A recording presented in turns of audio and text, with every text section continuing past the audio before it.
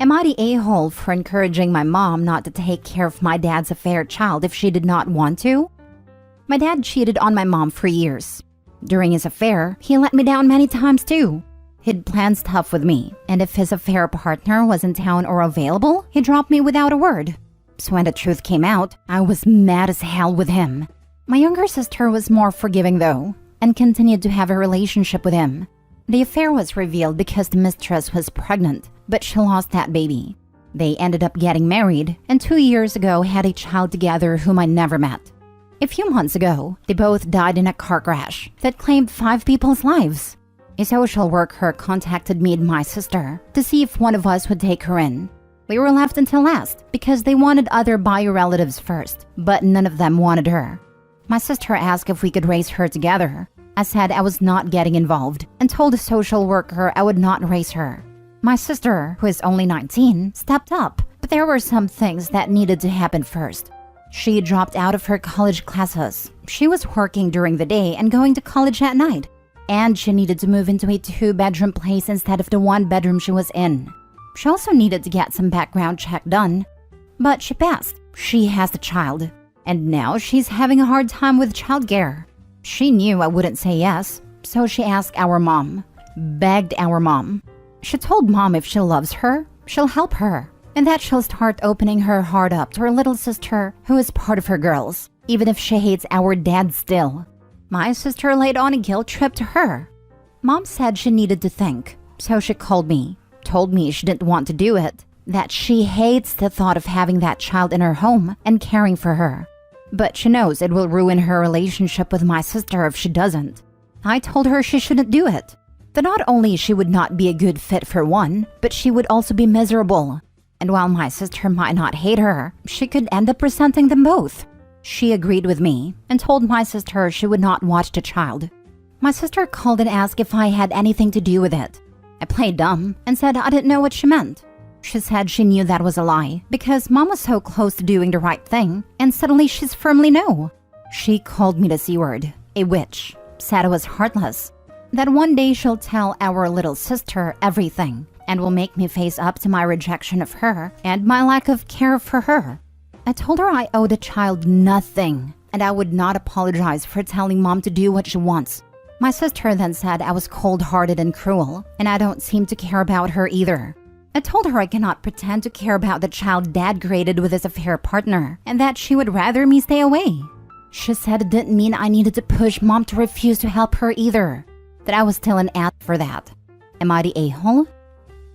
Not the a-hole. And honestly, I'm surprised CPS gave your sister custody considering she is 19, basically a kid herself.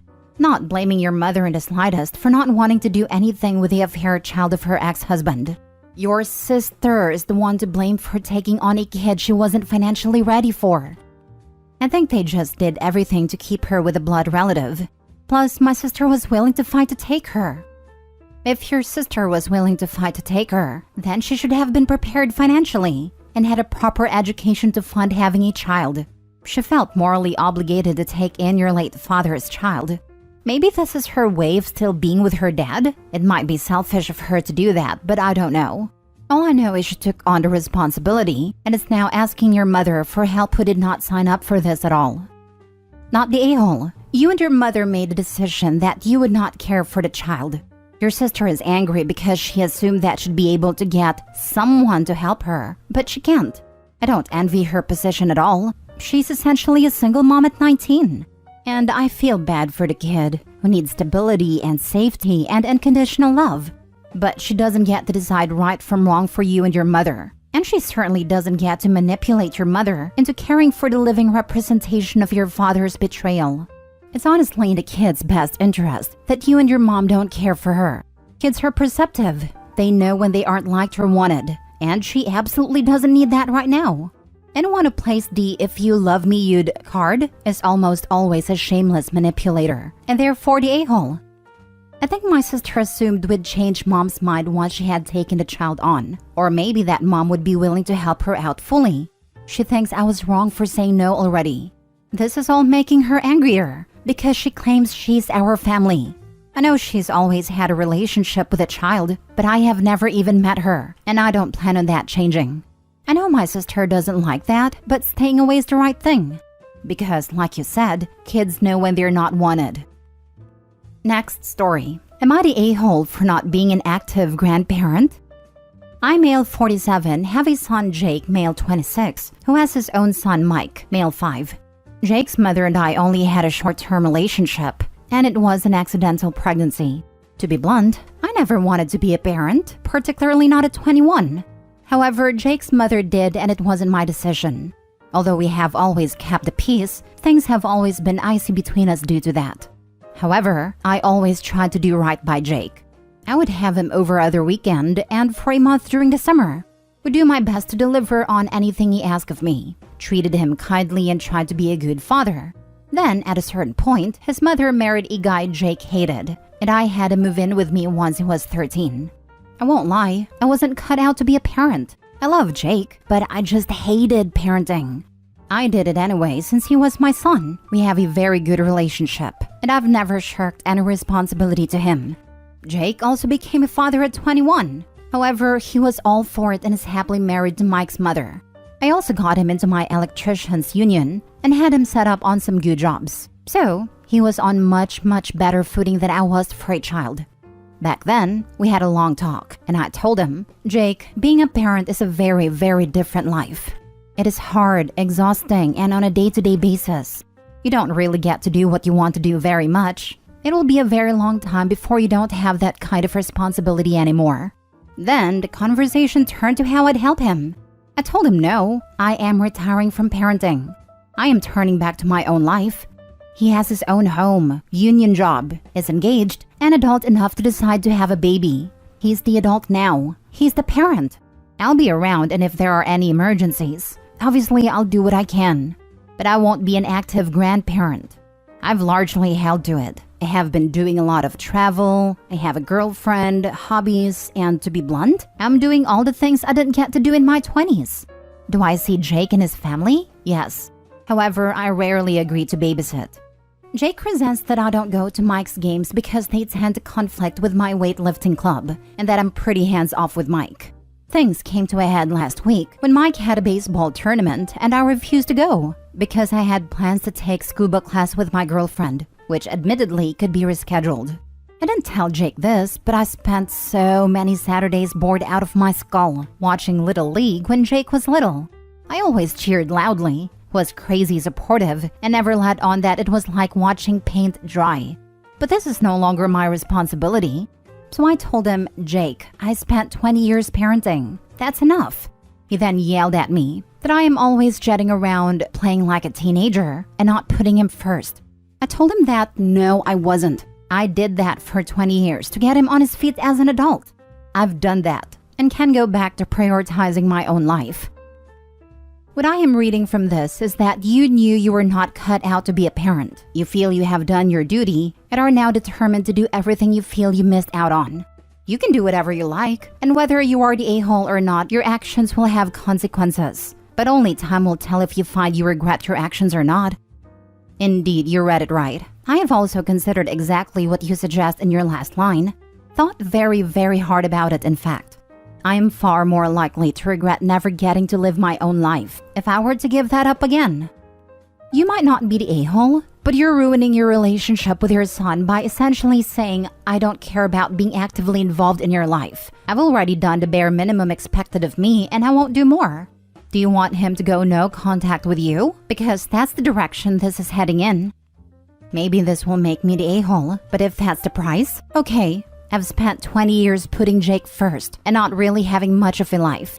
I didn't get on a plane to Thailand and change my name. I didn't tell his mom I don't want to be a father, so if you have a baby, I'll pay child support but leave me alone. I was a very active parent. Jake was raised into a fully functional adult with a stable, steady job, his own home, and his own wife and baby. I did it because I fathered a child. He couldn't take care of himself, and it was my responsibility. Jake is fully able to take care of himself and Mike, as is Mike's mother. If I need to give up the next 20 years and be daddy again, no. I'll only do it once. This time, I'm proverbially getting on the plane to Thailand. The price is too high. I've done my duty and hung up my parent hat. At this point, yes, I am done. I've signed up for and took responsibility for Jake. Jake chose to have Mike, well and good, but now he's the parent, not me. Although every disagreement on the internet always has going no contact as literally the first port of call, real life isn't like that. But because it seems that is what everyone wants to talk about, if let's say that were really what it came down to, so be it. I'd wish him and his family well. But whether it makes me the a-hole or not, I've taken my life back, and I'm not going to put it to the side again.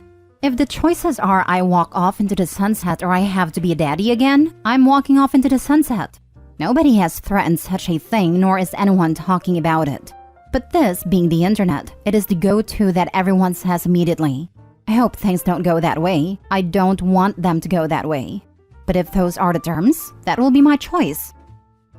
Next story. Am I the a-hole for crying, causing a wedding to be called off? I'm 31, female. I have a friend named Anna, 35, female, and Alex, 33, male, has a 7-year-old daughter named Frankie who has a severe peanut allergy. Alex is very protective of Frankie and takes great precautions to ensure her safety. One day, Anna and I decided to go to a restaurant, and we informed Alex beforehand. He explicitly told us to make sure that there were no peanuts in the food. Unfortunately, in the midst of ordering our meals, I completely forgot about Frankie's allergy, and she ended up eating something with peanuts in it. This resulted in Frankie having a severe allergic reaction and requiring immediate medical attention. Upon learning about the incident, Alex understandably became angry and upset. He directed his frustration towards me and Anna, stating that we should have asked about the presence of peanuts in the food. Furthermore, he expressed that he no longer wanted me around Frankie if we couldn't be more responsible. I busted out in tears. This argument escalated, leading to a major fight between Anna and Alex and ultimately causing their wedding to be called off. Now both friends and family are placing the blame on me, stating that Anna and I should have been more cautious and that I ruined the wedding because I'm an idiot who doesn't listen.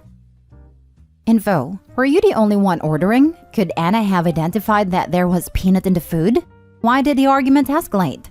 Why did you not simply agree you had been irresponsible and agreed to not be around Frankie? Anna told me it escalated because I was the one who ordered the food, because Anna had to relieve herself and she was in the bathroom when I ordered it. And Alex said he doesn't want me around because he reminded us in the car before we went in a restaurant to check for peanuts. How long was it between this reminder and ordering that you managed to forget something so important? I'm guessing it was minutes, not hours, which makes your failure exponentially worse. Do you usually forget things so quickly? If so, you need to talk to your doctor about these lapses, since a little girl could have died because you have holes in your memory. You're the a-hole. I love how you purposely left out that you are the only adult at a table at a time of ordering.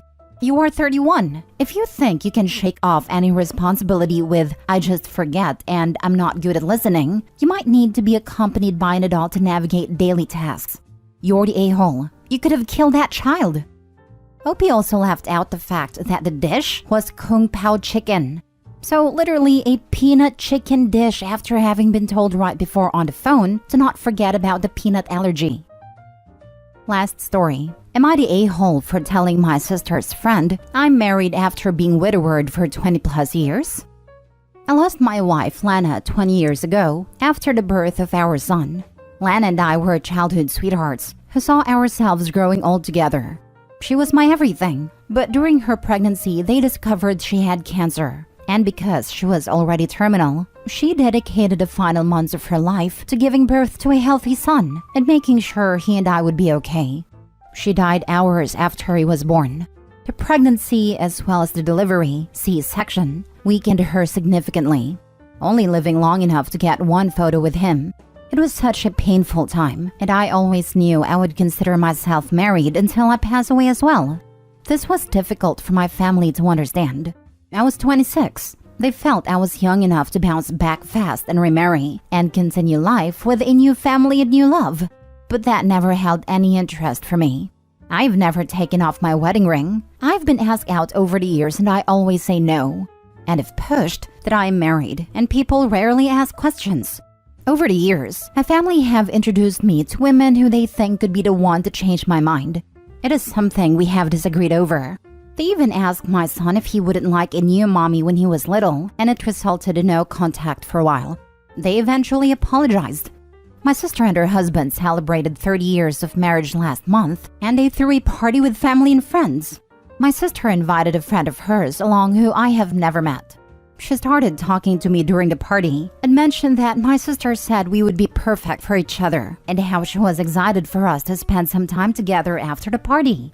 I asked her what she meant by that, and she said we were going out to dinner, just the two of us, right after. I told her I never agreed to that, and that I told her I was married. She got the idea that I was divorced, and I told her that my wife had passed away many years ago, but I considered myself still married. She was shocked, and afterward my sister was angry at me. She told me I had made her out to be a liar, and her friend was hurt that she tried to set her up with someone who was so hung up on someone else. I told her I had made it perfectly clear I would not be dating, that she was the one who gave her friend the impression I wanted to date. She told me telling people I'm married when I'm not anymore is wrong, that it pushes people away and gives them the wrong idea. I left early because she was not willing to let it go. Afterward, my brother-in-law said my sister meant well and that I have to understand where the concern comes from, because even though I found my own happiness, it's not the way my family wanted me to, and they worry even more now that my son's in college. Am I the a-hole? Not the a-hole. I'm a widow. It's only been 4 years. My mom was widowed twice. My first dad died while she was pregnant with me. My mom told me that we stay married in our heart, soul, and mind, and I've found that no one understands that, but I do. You are not the a-hole all the way. It's nobody's business how long it has been. You are married, period. If no one understands, too bad for them. Time is relative. 4 years later, it feels like I just found his body again and again. Take care. I'm terribly, terribly sorry. Your wife must have been as amazing as you. Be strong. It's the most terrible pain, incomprehensible pain. I'm so sorry for your loss. Not the a-hole. Good for you. Other people should concentrate on their own lives. Even though I found my own happiness, it's not the way my family wanted me to. So what? You're happy. I am happy for you. Why can't they be? I don't think my family believes in happiness outside of marriage and having a family with your spouse. They think anyone who doesn't want that again is somehow incapable of being truly happy. They're also not very good at listening.